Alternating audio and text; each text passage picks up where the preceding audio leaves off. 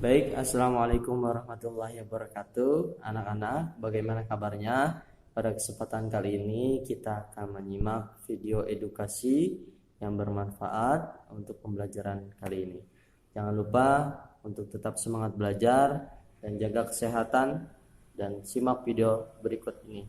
Jangan lupa di like dan subscribe. Terima kasih.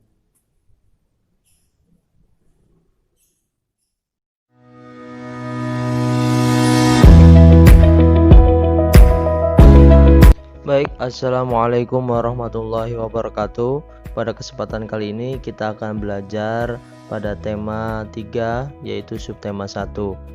Pada materi PKN ini kita akan belajar mengenai bagaimana keragaman di lingkungan kita. Keragaman merupakan ciri khas bangsa Indonesia. Keragaman dapat kita jumpai di mana saja, termasuk di lingkungan tempat tinggal kita. Keragaman sering kita jumpai dalam kehidupan sehari-hari, yaitu keragaman interaksi sosial. Nah, karena manusia makhluk sosial, maka tidak lepas dari interaksi sesamanya, baik dengan sesama individu maupun kelompok, di lingkungan keluarga, di lingkungan teman dan guru, bahkan di sekolah. Meskipun dengan adanya keragaman dan perbedaan, kita harus saling menghargai dan tidak pilih dalam berinteraksi.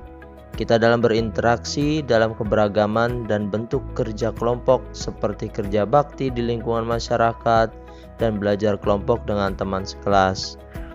Nah, dapat kita simpulkan beberapa manfaat dari keberagaman, yaitu 1. Mempersatukan budaya yang beragam.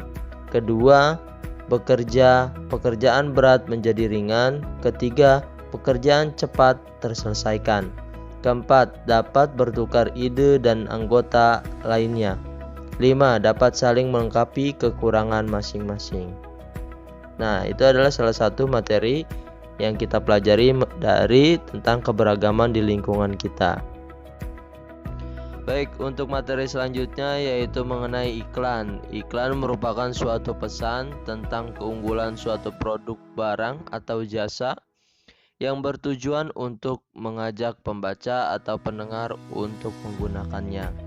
Nah, iklan di sini bersifat informatif. Informatif berarti berisi tentang informasi. Nah, iklan dapat disampaikan melalui media cetak seperti surat kabar, majalah, brosur, pamflet, banner, dan sebagainya. Iklan juga disampaikan bisa melalui media elektronik, yaitu televisi, radio, handphone, dan lain-lainnya.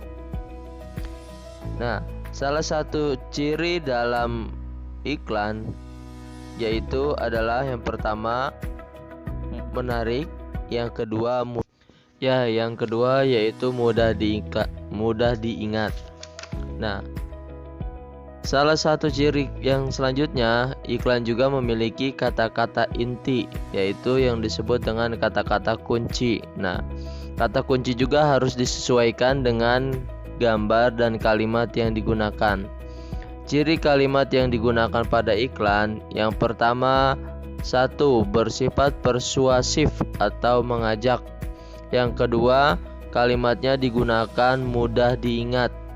Yang ketiga, menarik. Yang keempat, menggunakan kata ajakan seperti ayo dan mari.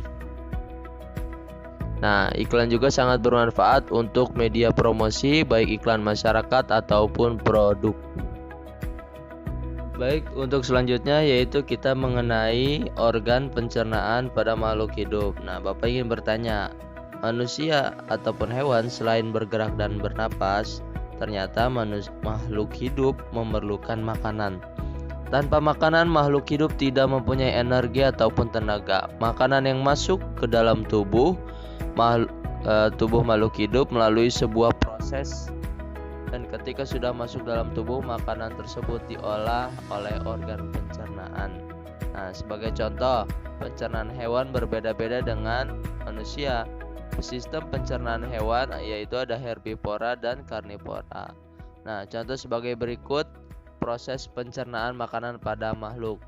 Nah, yang pertama yaitu hewan nasia. Hewan ini adalah hewan mamalia yang memamah biak, yaitu dengan memakan 2 kali. Contoh hewannya yaitu kerbau, rusa, domba, kambing, dan kijang. Nah, organ pencernaannya yaitu mulut dan lambung serta usus halus. Nah, selanjutnya pada manusia, sistem pencernaan pada manusia terdiri dari beberapa organ. Masing-masing organ memiliki fungsi masing-masing. Pada umumnya, organ pencernaan berfungsi untuk menyerap sari-sari makanan dan membuang sisa pencernaan.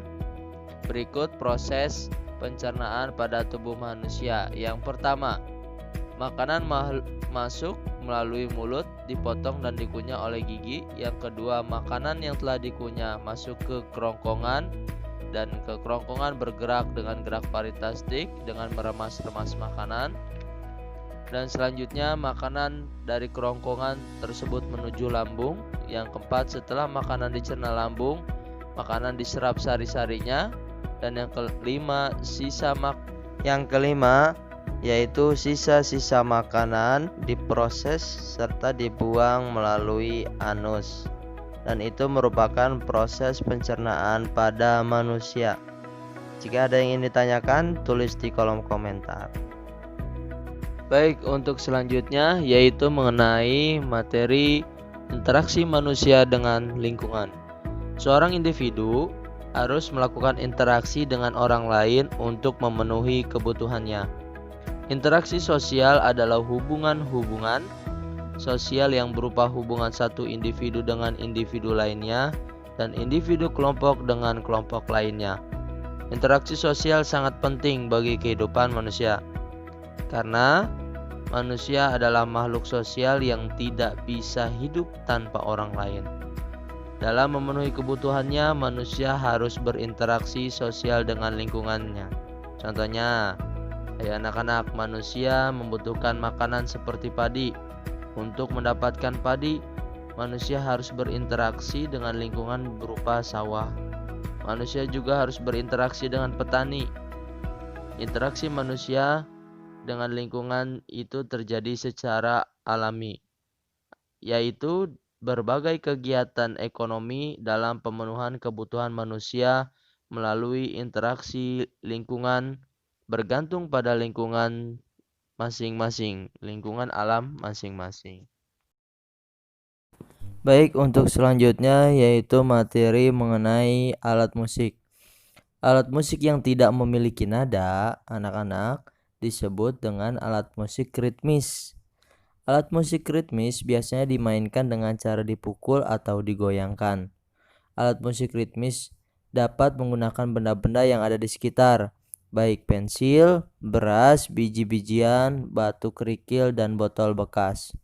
Contoh alat musik ritmis yaitu gendang, gong, dan triangle. Nah, alat musik ini merupakan salah satu budaya daerah yang dapat dikembangkan oleh anak-anak muda.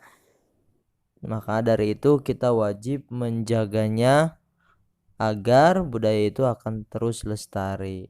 Mungkin itu saja yang bisa Bapak sampaikan. Tetap semangat. Wassalamualaikum warahmatullahi wabarakatuh.